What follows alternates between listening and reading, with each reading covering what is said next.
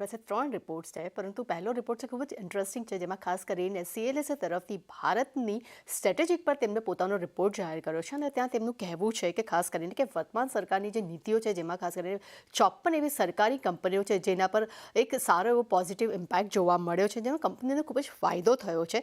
તે સાથે તેમનું એ પણ કહેવું છે કે અગર જો વર્તમાન સરકાર જો અગર ફરીથી બહુમતી સાથે અગર જો સત્તામાં આવે છે તો ખાસ કરીને આ જે PSU કંપનીની જે રેલી જે છે તે યથાવત રહી શકે છે।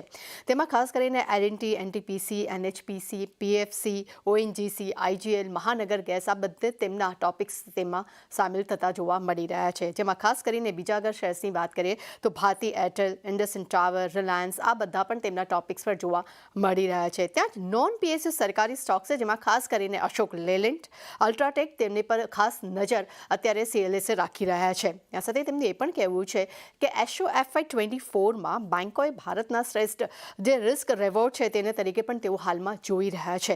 સાથે તેમની નજરમાં બેંકમાં ખાસ કરીને HDFC bank, axis bank, ICICI bank અને ઇન્ડસઇન્ડ બેંક તેમના રડારમાં છે અને બીજી તરફ તેઓ બજાજ ફાઇનાન્સ, મેક્સ ફાઇનાન્સ, ઝોમેટો અને એવેન્યુ સુપરમાર્ટ જેવા શેર્સ માટે પણ તેઓ પોતાનો પોઝિટિવ વ્યૂ આપી રહ્યા છે। અને હવે નજર કરી લઈએ આપણે શેર્સ પર, જેમાં ડિશ ટીવીના ગઈકાલે પરિણામ જાહેર થયા બાદ આજે બ્રોકરેજ રિપોર્ટ આવ્યો છે, જેમાં CLSA તરફથી આપણને ત્યાં રેટિંગ ડાઉનગ્રેડ જોવા મળ્યા છે અને તેમને અંડર પરફોર્મ રેટિંગ કર્યા છે। લક્ષ્યાંક પણ તેમને ઘટાડ્યા છે, તેમને લક્ષ્યાંક ઘટાડીને 24 રૂપિયાથી ઘટાડીને તેમને 17 રૂપિયા પ્રતિ શેર કર્યા છે। તેમના મતે FY24માં આવકમાં YOY ધોરણે લગભગ 18% ઘટાડો આવ્યો છે, પણ સાથે તેમનું એ પણ કહેવું છે કે કંપનીએ ડિશ ટીવી સ્ટાર પ્લસ તેમને લોન્ચ કર્યું છે। સાથે ડિશ ટીવી સ્માર્ટમાં તેઓ DTHમાં દરેક રિચાર્જ પર તેઓ 6 OTT પ્લેટફોર્મ્સ પણ તેઓ ઉપલબ્ધ કરાવી રહ્યા છે।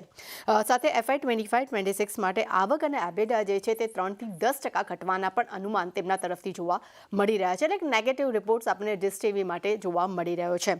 અને છેલ્લા રિપોર્ટ્સ પર નજર કરી લઈએ તો કોન્કોર્ડ બાયોટેક પર જેફરીઝ તરફથી આપણને હોલ્ડ રેટિંગ આવ્યા છે। અહીંયા લક્ષ્યાંક તેમને 1410 રૂપિયા પ્રતિ શેર કર્યા છે। તેમનું કહેવું છે કે Q4ના પરિણામ જે છે તે ઇનલાઇન જોવા મળ્યા છે, પરંતુ FY25માં API સેલ્સમાં પિકઅપ જોવા મળી શકે છે। એટલે ત્રણેય બ્રોકરેજ રિપોર્ટ આવ્યા છે, જેના પર આજે ખાસ નજર રહેશે। જાનવી જી હા, તૃપ્તિ।